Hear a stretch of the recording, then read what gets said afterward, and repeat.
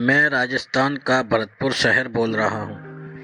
मैं मुझमें समाहित कई ऐतिहासिक चीज़ों के लिए पूरी दुनिया में प्रसिद्ध हूँ।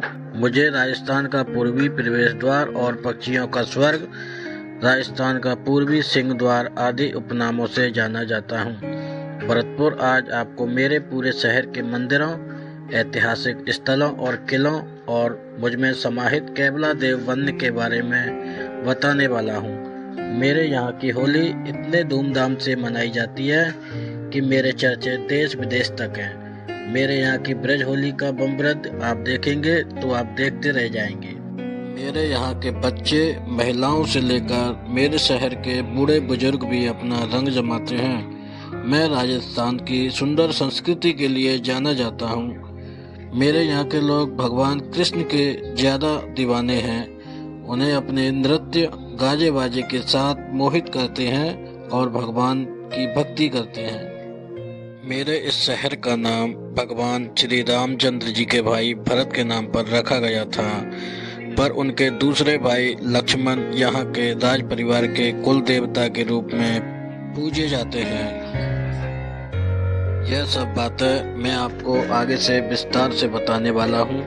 आपको बता दूं कि राजस्थान की राजधानी जयपुर से 180 किलोमीटर और अजमेर से करीब 310 किलोमीटर, वही भारत की राजधानी नई दिल्ली से करीब 200 किलोमीटर की दूरी पर बसा हुआ है।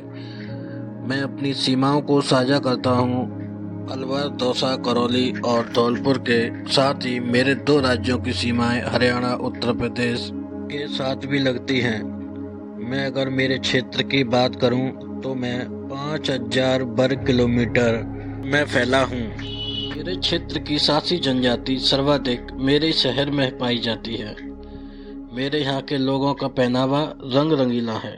सदियां बीत जाने के बाद भी मेरे यहाँ की वेशभूषा अपनी पहचान बनाए हुए है। पुरुष पोशाक में पगड़ी, अंगरखा, धोती या पजामा, कमरबंद या पटका शामिल है।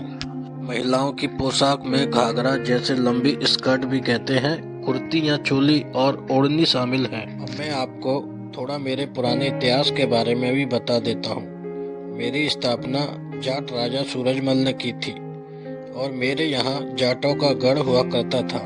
मेरे यहाँ के मंदिर, महल व किले जाटों की कला कुशल को आज भी प्रत्यक्ष दर्शाते हैं। मैं आगरा से 55 किलोमीटर दूर पश्चिम में स्थित हूँ। लगभग 1733 में स्थापित यह मेरा शहर कभी भूतपूर्व भरतपुर रियासत की राजधानी हुआ करता था। मेरे शहर की बात की जाए तो मेरी स्थापना ठाकुर चूड़ामन सिंह जाट ने की थी, लेकिन बाद में शासक राजा सूरजमल ने मुझे सजाया और संवारा।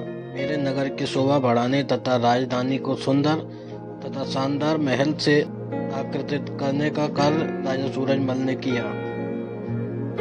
भरतपुर का सर्वश्रेष्ठ शासक था। 1803 में लॉर्ड लेक ने मेरे किले को घेर डाला। मेरे समय काल में परिवर्तित प्रदेश में आगरे तक राजा जवाहर सिंह का राज्य था। किले की स्थूल मिट्टी की दीवारों को तोप के गोले से टूटता ना देख लॉर्ड लेक ने इसकी नींव में बारूद भरकर इसे उड़ा दिया। इसके पश्चात मेरी रियासत अंग्रेजों के अधिकार में आ गई। देश की आज़ादी के बाद 1949 में मुझे राजस्थान राज्य का अंग बना दिया। अब मैं आपको मेरे पर्यटक स्थलों की सैर करवाता हूँ। मैं भरतपुर अगर बात करूं तो मेरे यहाँ के प्रसिद्ध टूरिस्ट प्लेसेस की तो सबसे पहले आता है केवला देव नेशनल पार्क। केवला देव नेशनल पार्क मेरे नाम भरतपुर वर्ल्ड सेंचुरी के नाम से भी जाना जाता है। यह पार्क मेरे भरतपुर शहर में घूमने की दृष्टि से सभी अच्छे पर्यटकों में से एक है। मैं हजारों पक्षियों की शरण स्थली भी हूँ।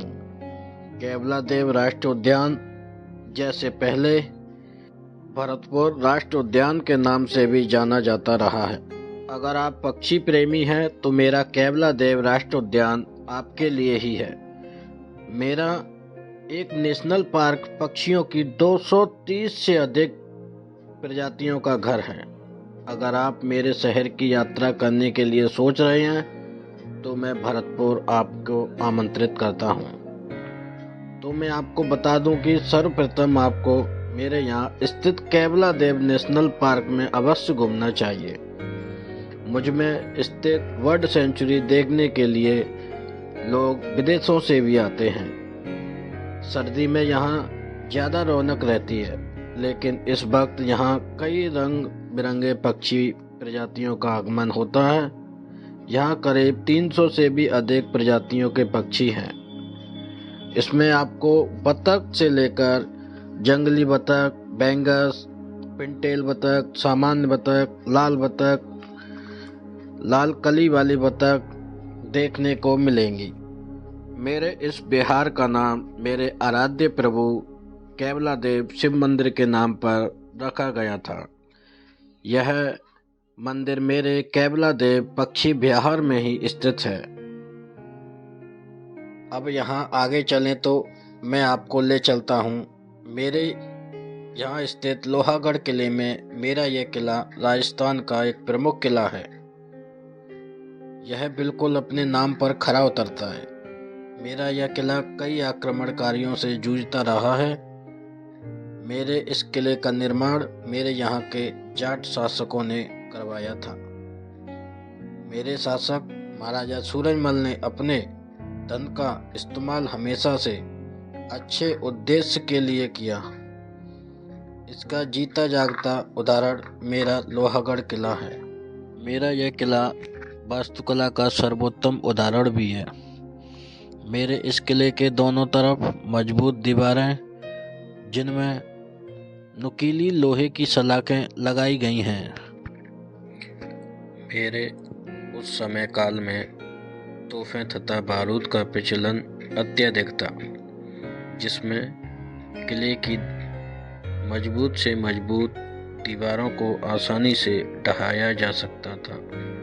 इसलिए पहले किले की चौड़ी मजबूत पत्थर की ऊंची ऊंची प्राचीरें बनाई गईं। मेरे इस लोहागढ़ किले में कोटी खास महल, रानी किशोरी और रानी लक्ष्मी के महल का शिल्प दर्शनीय है।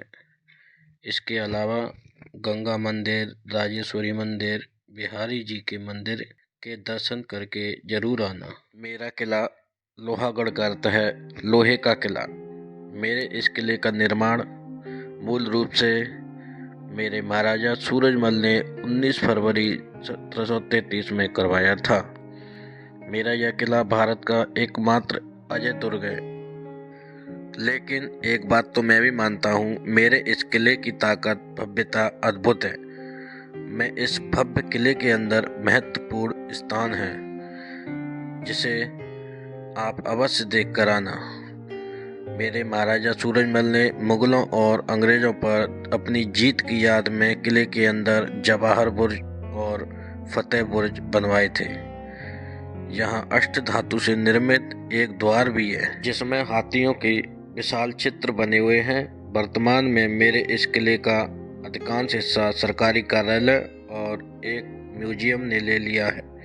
मेरा यह किला अपनी सुंदरता से मेरे दर्शकों को काफ़ी आकर्षक करता है।